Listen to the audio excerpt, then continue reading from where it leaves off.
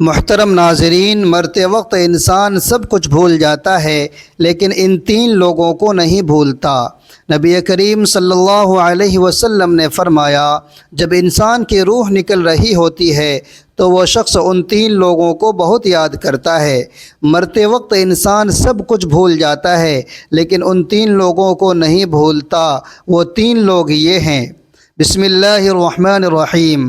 اللہ تعالیٰ نے قرآن مجید میں موت کو اجل سے تعبیر فرمایا ہے۔ اجل کے معنی ہے کسی چیز کا مقرر وقت جو کسی قیمت پر نہ ٹلے۔ موت ایک ایسی حقیقت ہے کہ جس سے انکار کسی کے لیے بھی ممکن نہیں ہے۔ ہر ایک جانتا ہے کہ ایک دن اس کی دنیاوی زندگی کا تسلسل یقیناً ختم ہو کر رہے گا۔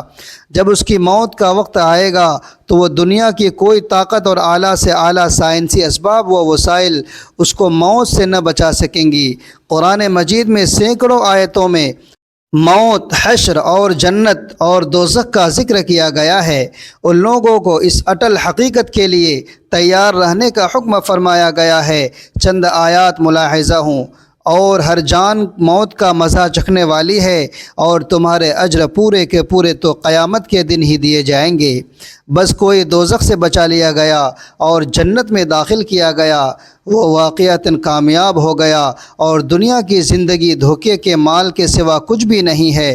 اور ایک اور جگہ ارشاد ربانی ہے، اور کوئی شخص یہ نہیں جانتا کہ وہ کل کیا عمل کمائے گا، نہ کوئی شخص یہ جانتا ہے کہ وہ کس سرزمین پر مرے گا۔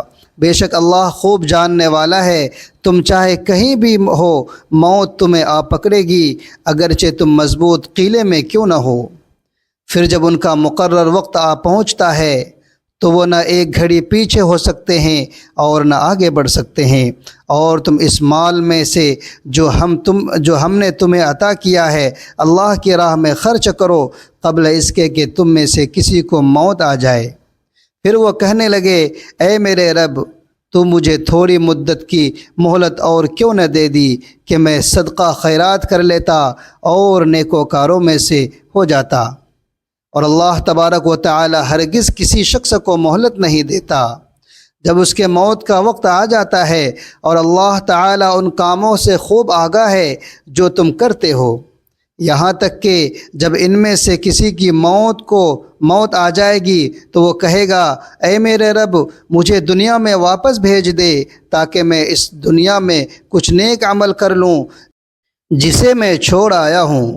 ہرگز نہیں، یہ وہ بات ہے جسے وہ بطور حسرت کہہ رہا ہوگا۔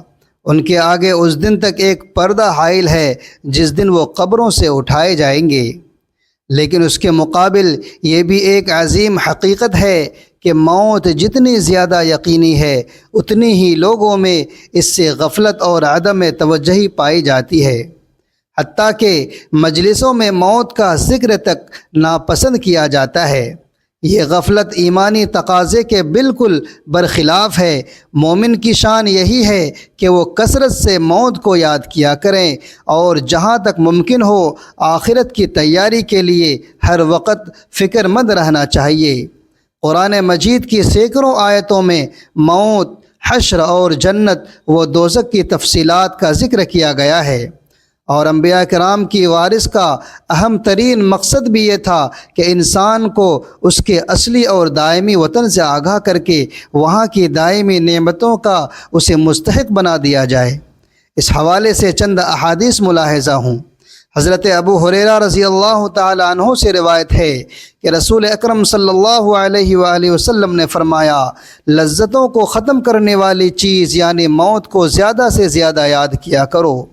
حضرت ابو موسیٰ رضی اللہ تعالی عنہ حضور نبی اکرم صلی اللہ علیہ وآلہ وسلم سے روایت کرتے ہیں کہ آپ صلی اللہ علیہ وسلم نے فرمایا، جو اللہ تبارک و تعالی سے ملاقات کو پسند کرتا ہے اللہ تعالی بھی اس سے ملاقات پسند فرماتا ہے، اور جو اللہ تبارک و تعالی سے ملنا ناپسند کرتا ہے اللہ تعالی بھی اس سے ملنا ناپسند فرماتا ہے۔ یہ حدیث متفق علیہ ہے۔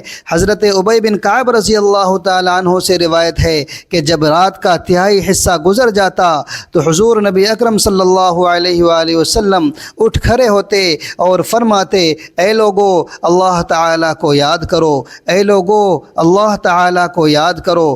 قیامت کا پہلا نفخہ آ چکا، دوسرا نفخہ اس کے تابع ہوگا۔ موت اپنی ہولناکیوں سمیت آ پہنچی، موت اپنی سختیوں سمیت آ پہنچی۔ رسول اللہ صلی اللہ علیہ وآلہ وسلم نے فرمایا، دنیا میں اس طرح رہو جیسے تم ایک راہ چلتے مسافر ہو، کسی منزل کے راہی ہو۔ حضرت عبداللہ ابن عمر رضی اللہ تعالیٰ عنہ کہا کرتے تھے، جب شام ہو جائے تو صبح کا انتظار نہ کرو، اور جب صبح ہو جائے تو شام کا انتظار نہ کرو، اور بیماری سے پہلے صحت کو اور موت سے پہلے زندگی کو غنیمت سمجھو۔ یعنی دنیا کی عیش و عشرت میں کھو کر آخرت کو بھول جاؤ گے تو قبر میں پچھتاؤ گے کہ کاش میں نے آخرت کے لیے کوئی زیادہ راہ جمع کیا ہوتا۔ بیماری کے عالم میں انسان انتہائی چاہت و خواہش کے باوجود بہت سے کام نہیں کر سکتا، تو عالم صحت میں جب انسان کی ساری توانائیاں عروج پر ہوتی ہیں تو وہ اعمال خیر کیوں انجام نہیں لاتا کہ بعد میں کف افسوس نہ ملنا پڑے۔ اسی لیے کہا گیا ہے دنیا آخرت کی کھیتی ہے، یعنی دنیا میں ایمان و عمل کی صحیح فصل کاشت کرو گے تو آخرت میں اسی کا پھل ملے گا۔ ایک عورت نے حضرت عائشہ صدیقہ رضی اللہ تعالی عنہا سے اپنے دل کی سختی کی شکایت کی تو آپ رضی اللہ تعالی عنہا نے نصیحت فرمائی کہ تم موت کو کثرت سے یاد کیا کرو، تمہارا دل نرم ہو جائے گا۔ حضرت علی بن ابی طالب رضی اللہ تعالی عنہ فرماتے ہیں کہ قبر عمل کا صندوق ہے اور موت کے بعد اس کی خبر ملے گی۔ حضرت عمر بن عبدالعزیز رحمۃ اللہ علیہ کا معمول تھا کہ وہ علماء کو جمع فرما کر موت، قیامت، آخرت کا مذاکرہ کیا کرتے تھے۔ ان آوازوں سے متاثر ہو کر سب ایسے پھوٹ پھوٹ کر روتے تھے گویا اس کے سامنے کوئی جنازہ رکھا ہوا ہو۔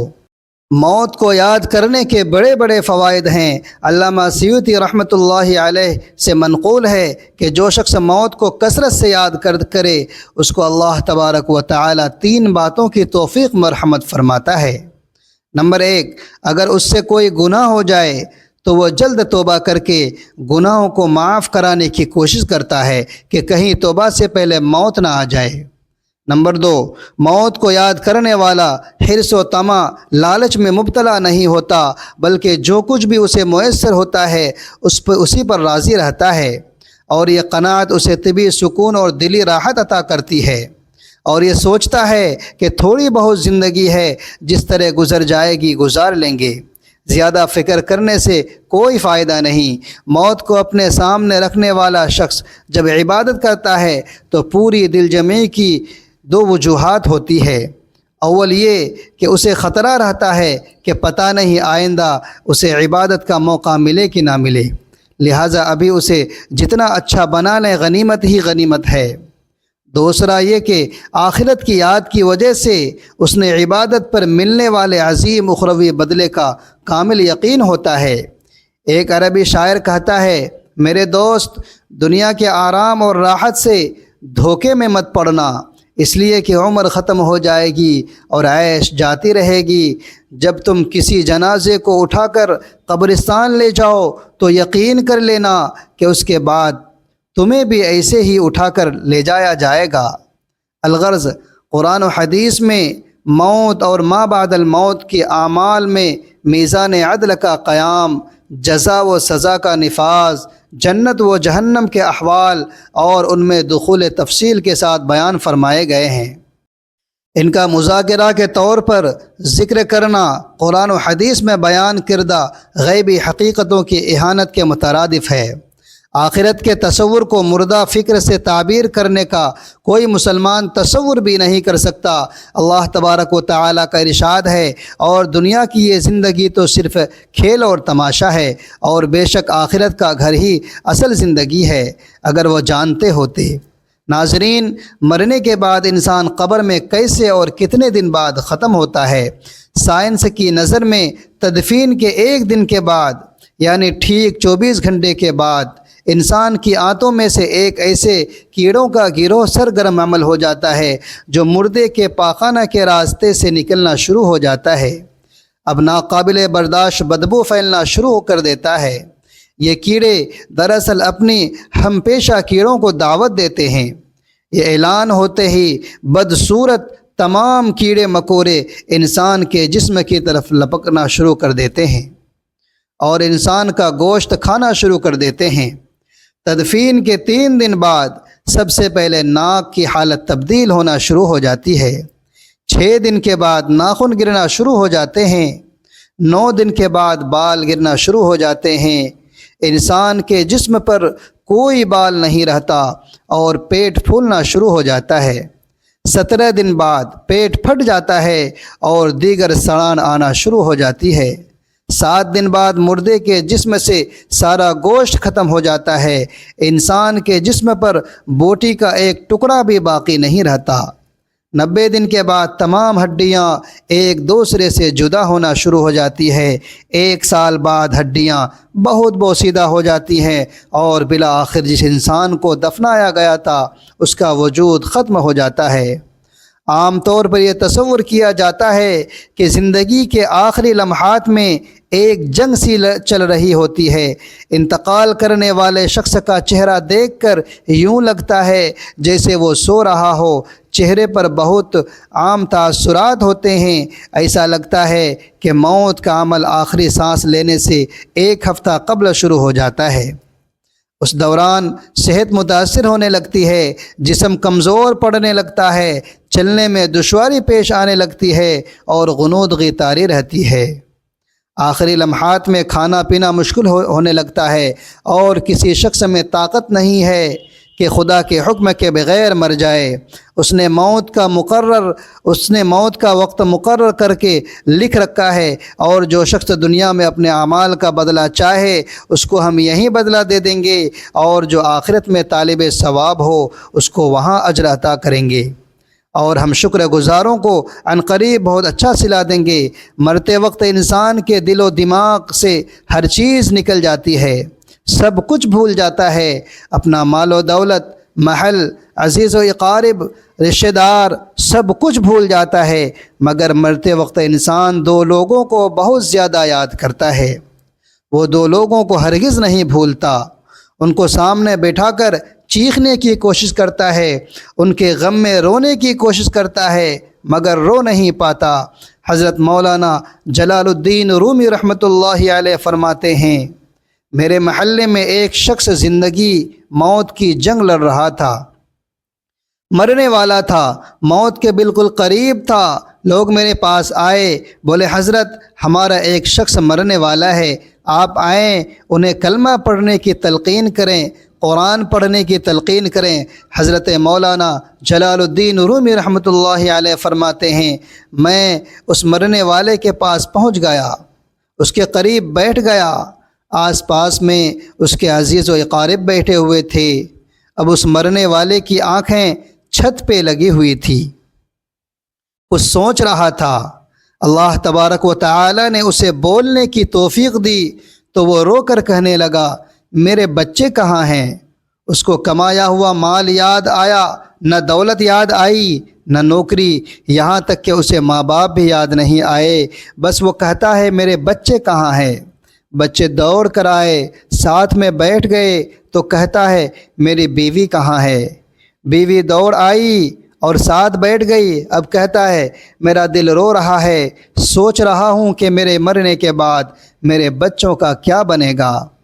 انسان جب مرتے وقت بچوں کو دیکھتا ہے تو اللہ تبارک و تعالی جب اسے دیکھنے کی توفیق دیتا ہے، ہمت دیتا ہے، جب آخری بار بچوں کو دیکھتا ہے تو یہ بھول جاتا ہے کہ میرے مرنے کے بعد میرا کیا بنے گا، یہ سوچتا ہے کہ میرے مرنے کے بعد میرے اولاد کا کیا بنے گا، میرے مرنے کے بعد پتہ نہیں میری ان بچوں کا میری طرح کوئی خیال رکھے گا یا نہیں۔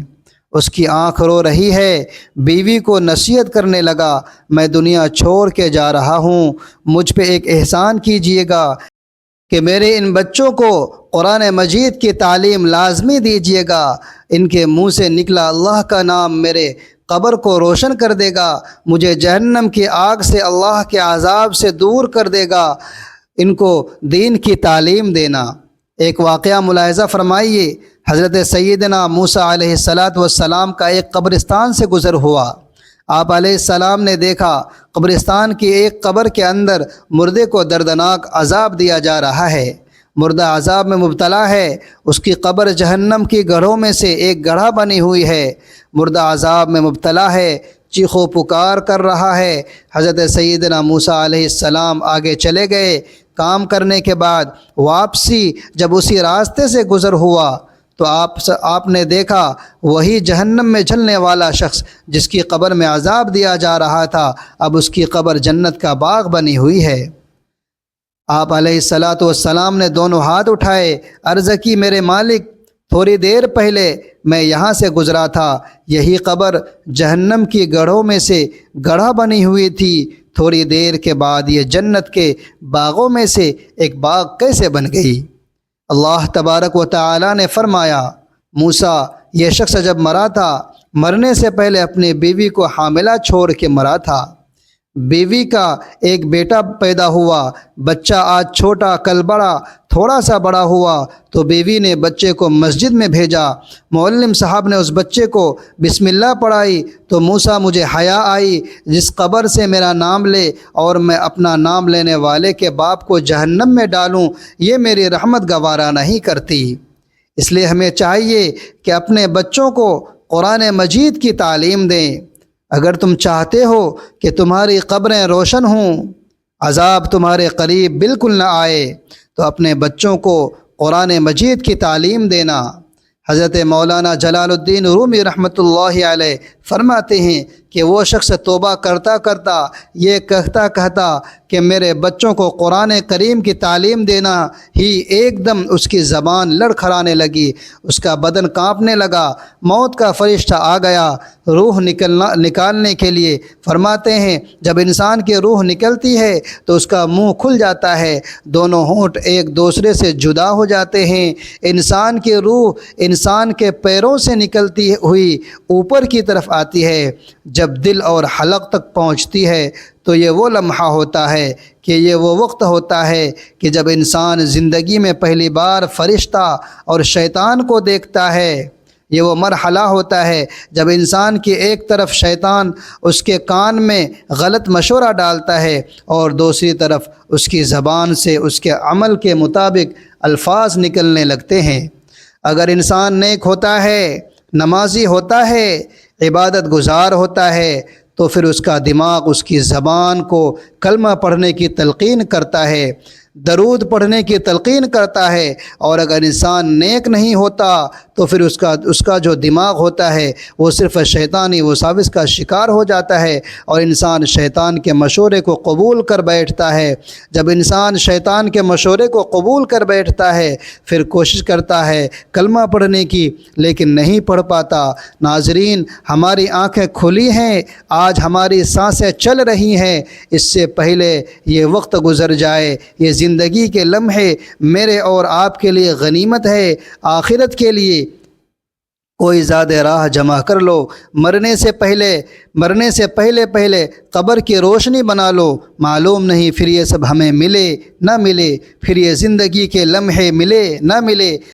ناظرین، غرور، تکبر، لالچ، دشمنی، حسد، عزت و وقار، نام اور بادشاہی، یہ سب کہا جاتا ہے سب کچھ خواب میں مل جاتا ہے۔ انسان کی حیثیت ہی کیا ہے؟ مٹی سے بنا، مٹی میں دفن ہو کر مٹی ہو جاتا ہے۔ آج سے 6 فٹ کا انسان قبر میں جا کر بھی نام و نشان کھو دیتا ہے۔ دنیا میں آ کر چلنے والا، اپنے آپ کو طاقتور سمجھنے والا، دوسروں کو حقیر سمجھنے والا، دنیا پر حکومت کرنے والا، قبر میں آتے ہی صرف مٹی رہ جاتی ہے۔ لہٰذا انسان کو اپنی ابدی اور ہمیشہ کی زندگی کو خوبصورت اور پرسکون بنانے کے لیے ہر لمحہ فکر کرنی چاہیے، اللہ تبارک و تعالی کو یاد کرنا چاہیے، ہر نیک عمل اور اخلاص پیدا کرنا چاہیے اور خاتمہ بالخیر کی دعا کرنی چاہیے۔ مرتے وقت انسان سب بھول جاتا ہے، لیکن ایسی دوستیاں ہیں جسے انسان مرتے وقت ہرگز نہیں بھولتا۔ انسان کا جسم لافانی نہیں ہے، یہ زمین پر ایک مدت سے زیادہ زندہ نہیں رہ سکتا۔ عام طور پر جسم زمین پر کئی رنگ بدلتا ہے، بچپن سے جوانی اور جوانی سے بڑھاپا، یہ تمام علامات جسم کی پل پل موت کی طرف بڑھنے کی خبر ہے۔ مرنے سے پہلے ضروری ہے جسم کے لیے بھی اور اس جسم کی روح سے محبت کرنے والوں کے لیے بھی یہ وقت بہت قریب آ گیا ہے۔ ایسے موقع پر محبت کرنے والوں کو چاہیے کہ وہ جسم کو تنگ نہ کرے اور اسے کوئی ذہنی یا جسمانی تکلیف نہ پہنچائے، تاکہ روح کے جسم سے جدا ہونے کا یہ عمل آسان ہو جائے۔ مرنا ایک ایسا عمل ہو سکتا ہے جس کے دوران جسم زندگی کو جانے دیتا ہے۔ یہ عمل مختلف لوگوں کے درمیان مختلف ہو سکتا ہے۔ جب لوگ مر رہے ہوتے ہیں تو جسم کا نظام آہستہ آہستہ کام کرتا ہے، دل کی دھڑکن ہلکی ہو جاتی ہے اور خون کے دوران کی کمی ہونے کی وجہ سے دماغ اور باقی اعضاء کو کم آکسیجن مل پاتی ہے، جس کی وجہ سے صحیح طور پر کام نہیں کر پاتے۔ اس کے علاوہ مرنے والے شخص کی سوچنے اور سمجھنے کی صلاحیت ختم ہو جاتی ہے۔ اگر آپ نے موت کو گلے لگاتے کسی شخص کو کبھی دیکھا ہو تو آپ نے بھی غور کیا ہوگا کہ ایسا لگتا ہے جیسے اچانک اس کے چہرے پر سکون آ گیا ہو، لیکن آخر اس کے دماغ میں کیا کچھ چل رہا ہوتا ہے۔ انتقال کرنے والے شخص کا چہرہ دیکھ کر یوں لگتا ہے جیسے وہ سو رہا ہو۔ چہرے پر بہت عام تاثرات ہوتے ہیں۔ میرے کئی رشتہ دار انتقال کے قریب بہت تکلیف میں تھے، لیکن مرنے کے بعد ان کا چہرہ پرسکون رہا تھا اور اچانک ایسے لگنے لگا جیسے وہ بہت خوش ہوں۔ ناظرین، عام طور پر یہ تصور کیا جاتا ہے زندگی کے آخری لمحات میں ایک جنگ سی چل رہی ہوتی ہے۔ انتقال کرنے والے شخص کا چہرہ دیکھ کر یوں لگتا ہے جیسے وہ سو رہا ہو۔ چہرے پر بہت عام تاثرات ہوتے ہیں۔ ایسا لگتا ہے کہ موت کا عمل آخری سانس لینے سے ایک ہفتہ قبل شروع ہو جاتا ہے۔ اس دوران صحت متاثر ہونے لگتی ہے، جسم کمزور پڑنے لگتا ہے، چلنے میں دشواری پیش آنے لگتی ہے اور غنودگی طاری رہتی ہے۔ آخری لمحات میں کھانا پینا مشکل ہونے لگتا ہے اور کسی شخص میں طاقت نہیں کہ خدا کے حکم کے بغیر مر جائے۔ اس نے موت کا وقت مقرر کر کے لکھ رکھا ہے اور جو شخص دنیا میں اپنے اعمال کا بدلہ چاہے اس کو ہم یہی بدلہ دے دیں گے، اور جو آخرت میں طالب ثواب ہو اس کو وہاں اجر عطا کریں گے، اور ہم شکر گزاروں کو عنقریب بہت اچھا صلہ دیں گے۔ مرتے وقت انسان کے دل و دماغ سے ہر چیز نکل جاتی ہے، سب کچھ بھول جاتا ہے، اپنا مال و دولت، محل، عزیز و اقارب، رشتہ دار، سب کچھ بھول جاتا ہے، مگر مرتے وقت انسان دو لوگوں کو بہت زیادہ یاد کرتا ہے۔ وہ دو لوگوں کو ہرگز نہیں بھولتا، ان کو سامنے بیٹھا کر چیخنے کی کوشش کرتا ہے، ان کے غم میں رونے کی کوشش کرتا ہے، مگر رو نہیں پاتا۔ انسان جب مرتے وقت بچوں کو دیکھتا ہے تو اللہ تعالیٰ جب اسے دیکھنے کی توفیق دیتا ہے، ہمت دیتا ہے، جب آخری بار بچوں کو دیکھتا ہے تو وہ یہ بھول جاتا ہے کہ میرے مرنے کے بعد میرا کیا بنے گا۔ یہ سوچتا ہے کہ میرے مرنے کے بعد میری اولاد کا کیا بنے گا، میرے مرنے کے بعد پتہ نہیں میری ان بچوں کا میری طرح کوئی خیال رکھے گا یا نہیں۔ اس کی آنکھ رو رہی ہے۔ بیوی کو نصیحت کرنے لگا، میں تو دنیا چھوڑ کے جا رہا ہوں، مجھ سے ایک احسان کیجیے گا کہ میری ان بچوں کو قرآن مجید کی تعلیم لازمی دیجیے گا۔ ان کے منہ سے نکلا ہوا اللہ کا نام میری قبر کو روشن کر دے گا، مجھے جہنم کی آگ سے اور اللہ کے عذاب سے دور کر دے گا۔ ان کو دین کی تعلیم دینا۔ اللہ ہم سب کو عمل کی توفیق عطا فرمائے اور ہمارا خاتمہ ایمان پر فرمائے۔ اے اللہ، اس روئے زمین پر جہاں بھی مسلمان پریشان حال ہیں ان کی پریشانیوں کو دور فرما۔ یا اللہ، مسلمانوں کی ہر طرح سے امداد فرما۔ اے اللہ، اس دنیا سے جتنے بھی مسلمان مرد و عورت چلے گئے ہیں، جتنے بھی آئیں گے اور جائیں گے، سب کی مغفرت فرما کر جنت الفردوس میں جگہ عطا فرما۔ اے اللہ، اس ویڈیو کو جو بھی ہمارے بھائی بہن دیکھ رہے ہیں ان سب کی ساری پریشانیوں کو دور فرما، آمین یا رب العالمین۔ ناظرین، اپنے رزق میں کشادگی اور برکت کے لیے اللہ تبارک و تعالی کے 99 ناموں میں سے ایک نام ضرور کمنٹ میں لکھیے گا۔ ویڈیو اچھی لگے تو ویڈیو کو لائک کر دیجیے گا، شیئر کر دیجیے گا اور چینل کو سبسکرائب کر لیجئے گا۔ اگلی ویڈیو تک کے لیے اجازت دیجیے۔ اللہ حافظ۔